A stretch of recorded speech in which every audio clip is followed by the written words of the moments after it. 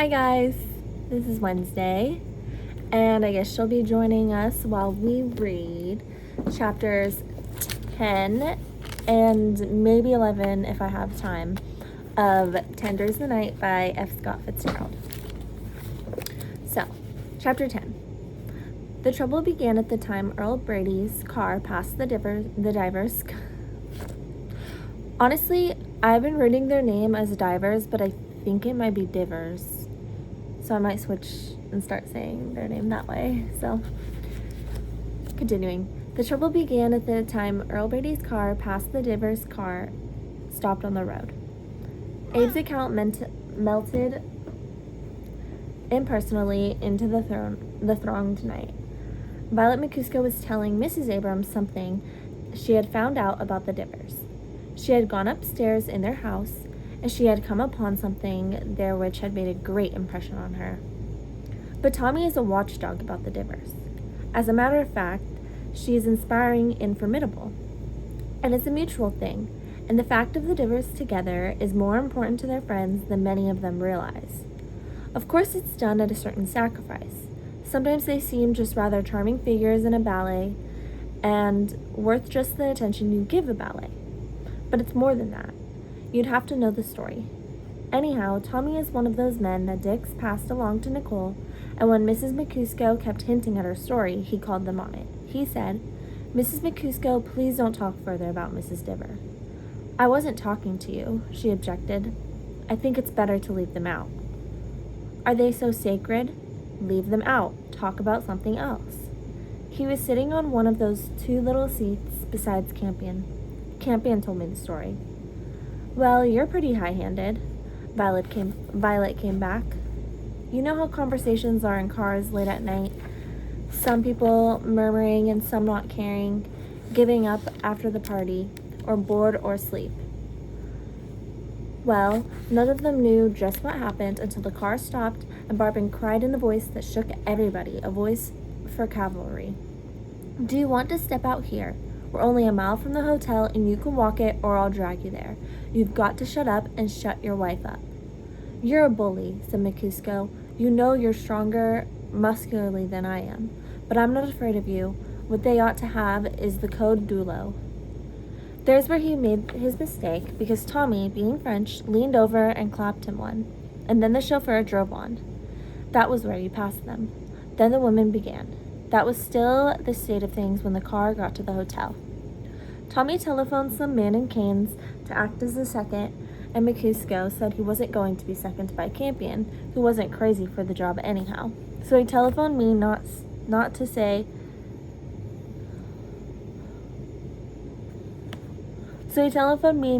anything but to come right down.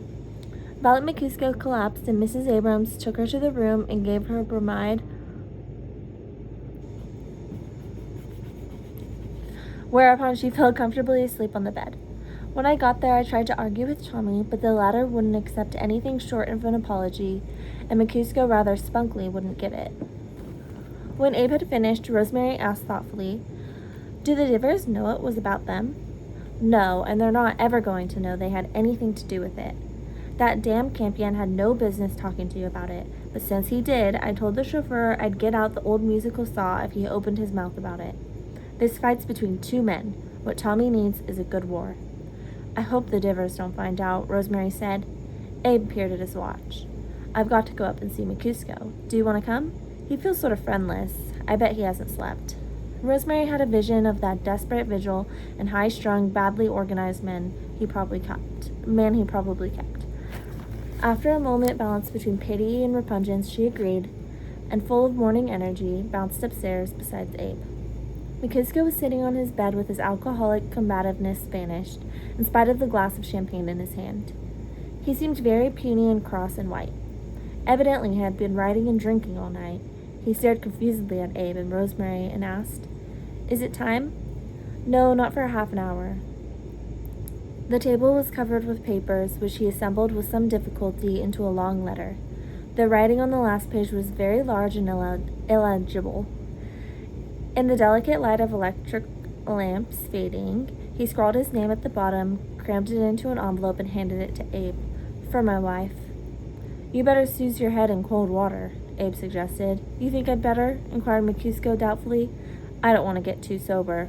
Well, you look terrible now. Obediently, McCusko went into the bathroom. I'm leaving everything in an awful mess, he called. I don't know how Violet will get back to America. I don't carry any insurance. I never got around to it. Don't talk nonsense. You'll be right here eating breakfast in an hour. Sure I will. He came back with his hair wet and looked at Rosemary as if he saw her for the first time. Suddenly, tears stood in his eyes. I never have finished my novel. That's what makes me so sore. You don't like me, he said to Rosemary, but that can't be helped. I'm primarily a literary man. He made a vague, discouraged sound and shook his head helplessly. I've made lots of mistakes in my life, many of them, but I've been one of the most prominent in some ways. He gave this up and puffed at a dead cigarette. I do like you, said Rosemary, but I don't think you ought to fight a duel. Yeah, I should have tried to beat him up, but it's done now. I've let myself be drawn into something that I had no right to be. I had a very violent temper. He looked closely at Abe, as if he expected the statement to be challenged. Then, with an angst laugh, he raised the cold cigarette butt towards his mouth. His breathing quickened. The trouble was, I suggested the duel. If Violet had only kept her mouth shut, I could have fixed it. Of course, even now I can just leave or sit back and laugh at the whole thing, but I don't think Violet would ever respect me again. Yes, she would, said Rosemary. She'd respect you more. No, you don't know Violet. She's very hard when she gets an advantage over you. We've been married 12 years, we had a little girl 7 years old, and she died. And after that, you know how it is. We both played around on the side a little, nothing serious but drifting apart. She called me a coward out there tonight. Troubled, Rosemary didn't answer.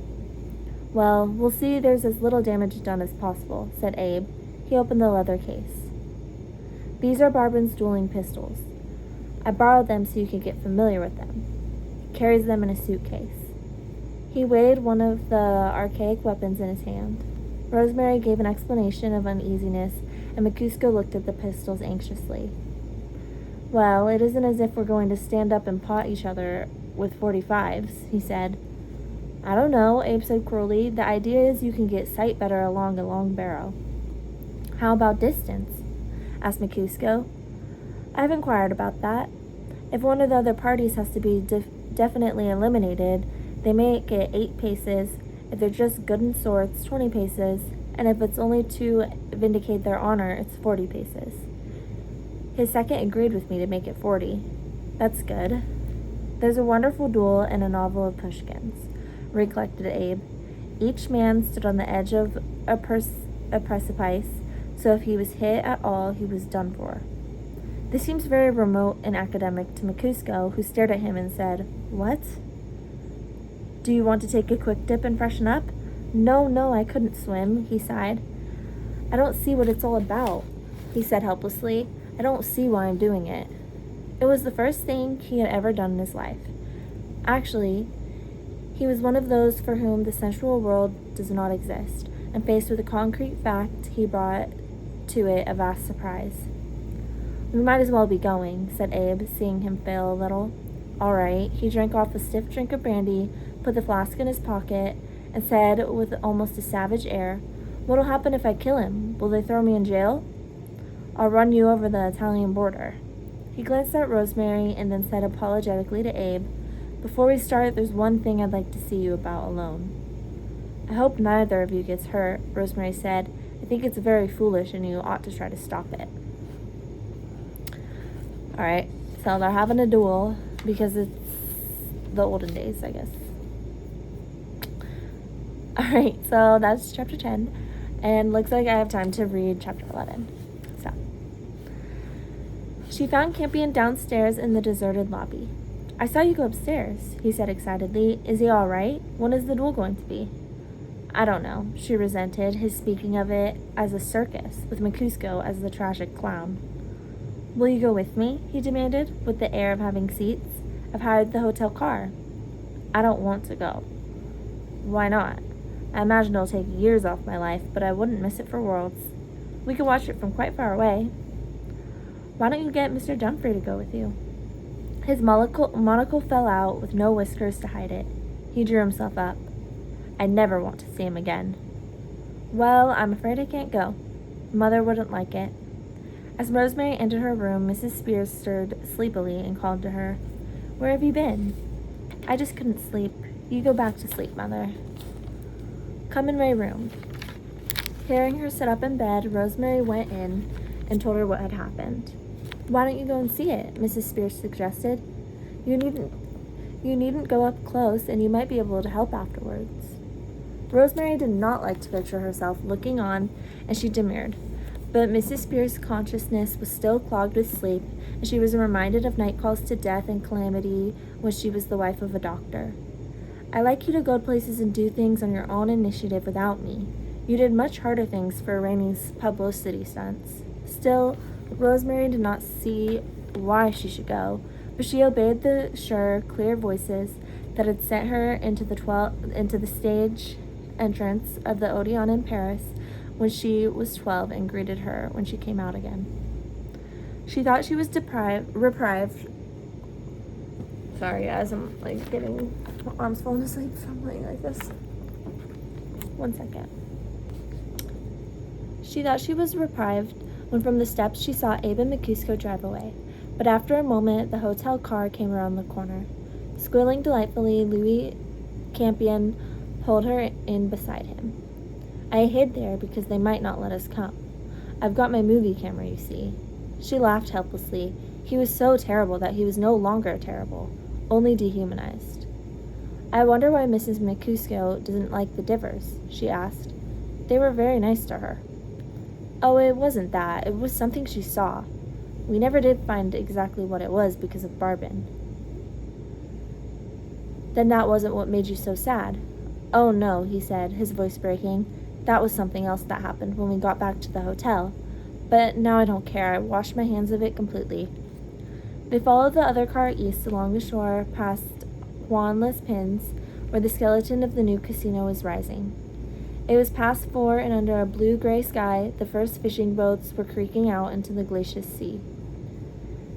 Then they turned off the main road and into the back country. It's the golf course, cries Campion. I'm sure that's where it's going to be. He was right. When Abe's car pulled up ahead of them, the east was crayoned yellow and red, promising a sultry day. Ordering the hotel car into a grove of pines, Rosemary and Campion kept in the shadow of a wood and skirted the bleached fairway where Abe and McCusker were walking up and down, the latter raising his head at intervals like a rabbit scenting. Presently, there were moving figures over by a Father T, and the watcher made out Barbin and his French second. The latter carried the box of pistols under his arm. Somewhat appalled, McCusker slipped behind Abe and took a long swallow of brandy. He walked on choking and would have marched directly up into the other party, but Abe stopped him and went forward to talk to the Frenchman. The sun was over the horizon. Campion grabbed Rosemary's arm. I can't stand it, he squeaked, almost voiceless. It's too much. This will cost me. Let go, Rosemary said peremptorily. She breathed a frantic prayer. She breathed a frantic prayer in French. The principals faced each other, Barbin with the sleeve rolled up from his arm. His eyes gleamed relentlessly in the sun, but his motion was deliberate as he wiped his palm on the seam of his trousers. McCusker, reckless with brandy, pursed his lip in a whistle and pointed his long nose about nonchalantly until Abe stepped forward with a handkerchief in his hand. The French second stood with his face turned away. Rosemary caught her breath in a terrible pity and gritted her teeth with hatred for Barbin. Then, 1, 2, 3, Abe counted in a strained voice. They fired at the same time. McCusker swayed but recovered himself. Both shots had missed. Now that's enough, cried Abe. The duelists walked in, and everyone looked at Barbin inquiringly. I declare myself unsatisfied. What? Sure you're satisfied, said Abe impatiently. You just don't know it. Your man refuses another shot? You're damn right, Tommy. Oh, I hope I can say that word on YouTube. You insisted on this, and my client went through with it. Tommy laughed scornfully. The distance was ridiculous, he said. I'm not accustomed to such from such farces. Your man must remember he's not now in America. No use cracking at America, said Abe rather sharply. And then, in a more conciliatory tone, this has gone far enough, Tommy. They parleyed briskly for a moment, then Barbin nodded, bowed coldly to his late antagonist. No shake hand, suggested the French doctor. They already know each other. Why did I read it like that? They already know each other, said Abe. He turned to McCusko. Come on, let's get out. As they strode off, McCusko, in expulsion, gripped his arm. Wait a minute, Abe said. Tommy wants his pistol back. He might need it again. McCusko handed it over. To hell with him, he said in a tough voice. Tell him he can... Shall I tell him you want another shot? Well, I did it, cried McCusko as they went along. And I did it pretty well, didn't I? I wasn't yellow. You were pretty drunk, said Abe bluntly. No, I wasn't. All right, then, you weren't. Why would it make any difference if I had a drink or so? As his confidence mounted, he looked resentfully at Abe. What difference does that make? He repeated. If you can't see it... Sorry, I was reading a text. If you can't see it, there's no use going into it. Don't you know everybody was drunk all the time during the war? Well, let's forget it. But the episode was not quite over. There were urgent footsteps in the heather behind them, and the doctor drew up along the side. Pardon, messieurs, he panted. Voulez-vous régler mes honoraires? Naturellement, c'est pour soins médicaux seulement, Barbin n'a qu'un billet de mille et ne peut pas les régler, et la tire à laisser son porte-monnaie chez lui. He said something in French. Trust a Frenchman to think of that, said Abe. And then to the doctor, Combien? Let me pay this, said McCusko. No, I've got it. We were all in about the same danger. Abe paid the doctor while McCusko suddenly turned into the bushes and was sick there. Then, paler than before, he strutted on with Abe toward the car, now through the now rosy morning. Campion lay gasping on his back in the shrubbery, the only casualty of the duel, while Rosemary, suddenly hysterical with laughter, kept kicking at him with her espadrille. She did this persistently until she roused him. The only matter of importance to her now was that in a few hours she would see the person whom she still referred to in her mind as the Divers on the beach. Alright, that's the end of chapter 11. So there was a duel. So obviously right now it probably doesn't have that much significance, but it's kind of foreshadowing or makes us ask the question, why does Tommy Barbin care so much about the Divers and people talking about them? He's very protective over them. So that's like a little bit of like, oh, like why does he care so much? He literally was gonna have a duel and try to shoot this guy over it. So yep. And then also she's excited, Rosemary is excited to see her lover, well, crush lover. So yeah, we're doing pretty good. We're already that far. Anyway, thanks for listening, and thanks for putting up with my dyslexic reading. See you later for the next chapters. Bye.